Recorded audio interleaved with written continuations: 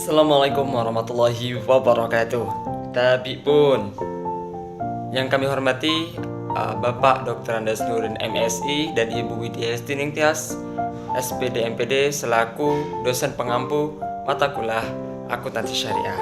Pada kesempatan hari ini kami dari kelompok 8 akan mempresentasikan hasil diskusi kami terkait dengan PSAK 108 tentang akuntansi transaksi asuransi syariah, di mana kami beranggotakan 4 orang dengan saya sendiri Ahmad Muzakir dengan NPM 1813031027, Dia Clara Salsabella dengan NPM 1813031025, Maritia Cahya Anissa dengan NPM 1813031033, dan Dino Siwa Ramadan dengan NPM 1813031053. Pernyataan standar akuntansi keuangan 108 akuntansi transaksi asuransi syariah.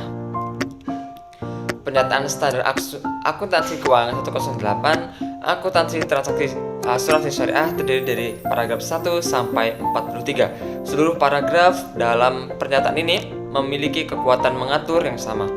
Paragraf yang dicetak dengan huruf tebal dan miring mengatur prinsip-prinsip utama. Pernyataan ini harus dibaca dalam konteks kerangka dasar penyusunan dan penyajian laporan keuangan syariah. Pernyataan ini tidak wajib diterapkan untuk unsur-unsur yang tidak material. Berikut ini pengertian istilah yang digunakan dalam pernyataan ini. Yang pertama ada akad asuransi syariah jangka pendek. Adalah akad asuransi syariah yang memberi proteksi untuk periode sampai dengan 12 bulan atau memberi proteksi untuk periode lebih dari 12 bulan dan memungkinkan penyesuaian persyaratan akad pada ulang tahun polis. Kemudian yang kedua ada akad asuransi syariah jangka panjang. Adalah akad asuransi syariah selain akad asuransi syariah jangka pendek. Dan yang ketiga ada dana peserta. Jadi dana peserta adalah semua dana memiliki peserta secara individual dan kolektif berupa dana tabarruk dan dana investasi. Selanjutnya ada kontribusi peserta. Adalah jumlah bruto yang memiliki kewajiban peserta untuk porsi resiko dan ujrah. Serta ada saldo dana tabarruk adalah akumulasi surplus dan defisit underwriting yang ada dalam dana tabarruk. Mungkin itu yang bisa saya sampaikan. Selanjutnya akan dijelaskan oleh rekan saya. Kepada rekan saya dipersilakan. Selanjutnya ada karakteristik. Asuransi syariah adalah sistem menyeluruh yang pesertanya mendonasikan sebagian atau seluruh kontribusinya yang digunakan untuk membayar klaim atas resiko tertentu akibat musibah pada jiwa, badan, atau benda yang dialami oleh peserta yang berhak.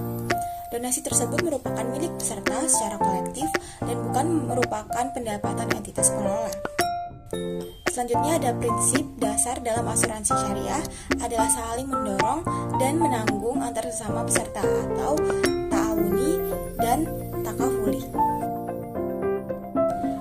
Selanjutnya akad yang digunakan dalam akuntansi syariah adalah akad tabaru dan akad tiraji. Akad tabaru digunakan di antara para peserta dan akad tiraji antara peserta dan pengelola. Selanjutnya, pembayaran dari peserta dapat meliputi kontribusi atau investasi. Saldo dana terbaru berbentuk dari kontribusi peserta, hasil investasi di dana tabaru, dan surplus atau defisit underwriting dana tabaru. Yang ketiga, pembayaran klaim asuransi berasal dari dana peserta kolektif yang mana resiko ditanggung secara bersama antara peserta. Baik, selanjutnya ada pengakuan dan pengukuran. Yang pertama ada pengakuan awal. Kontribusi peserta diakui sebagai pendapatan dana tabaru dengan ketentuan sebagai berikut. Yang pertama, untuk akad asuransi syariah jangka pendek, kontribusi peserta diakui sebagai pendapatan dana tabaru sesuai periode akad asuransi. Yang kedua, ada untuk akad asuransi syariah jangka panjang.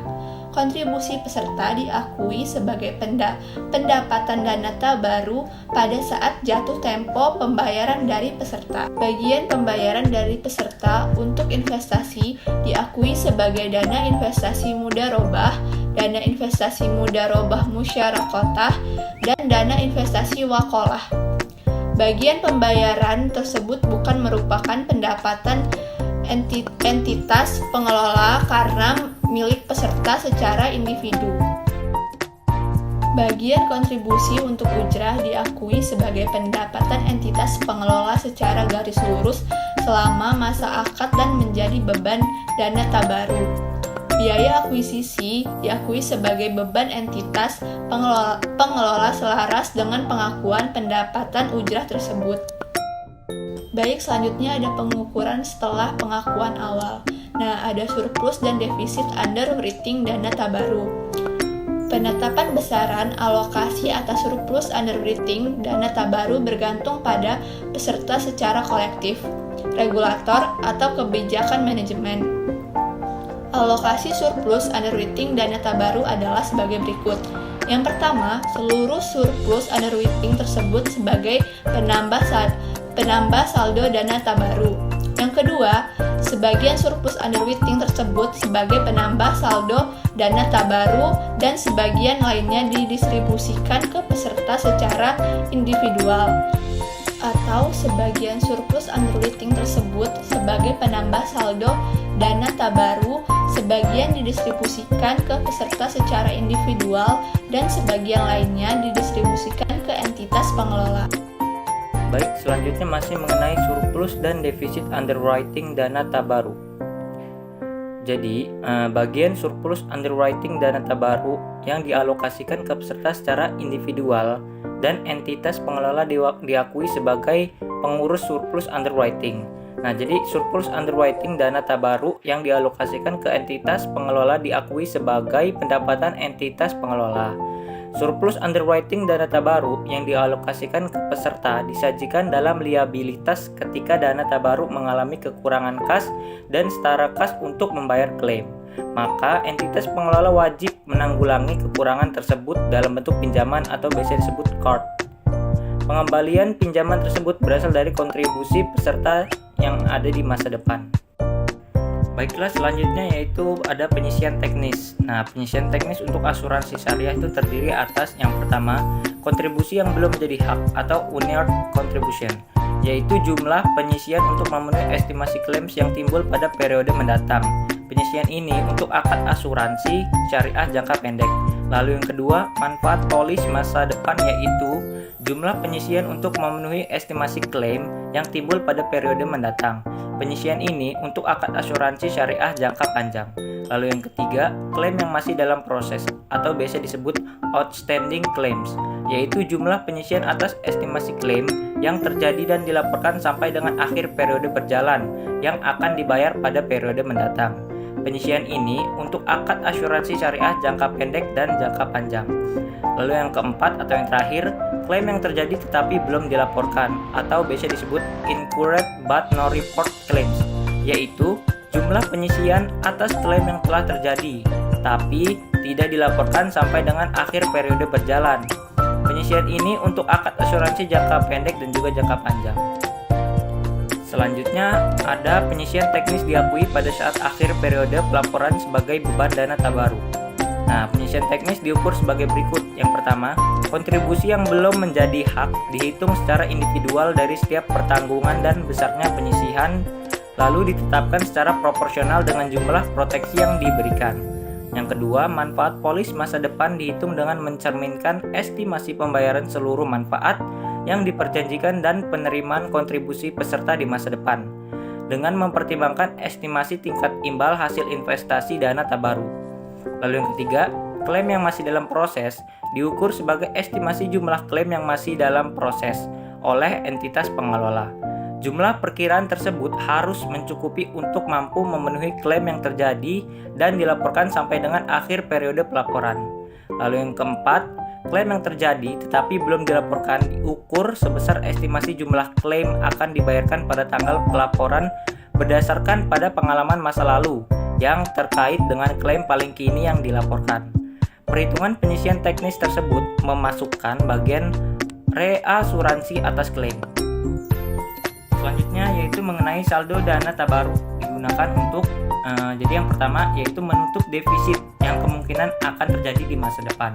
Lalu yang kedua, tujuannya untuk memitigasi dampak risiko kerugian yang luar biasa yang terjadi pada periode mendatang untuk jenis asuransi class of business yang menunjukkan derajat volatilitas klaim yang tinggi.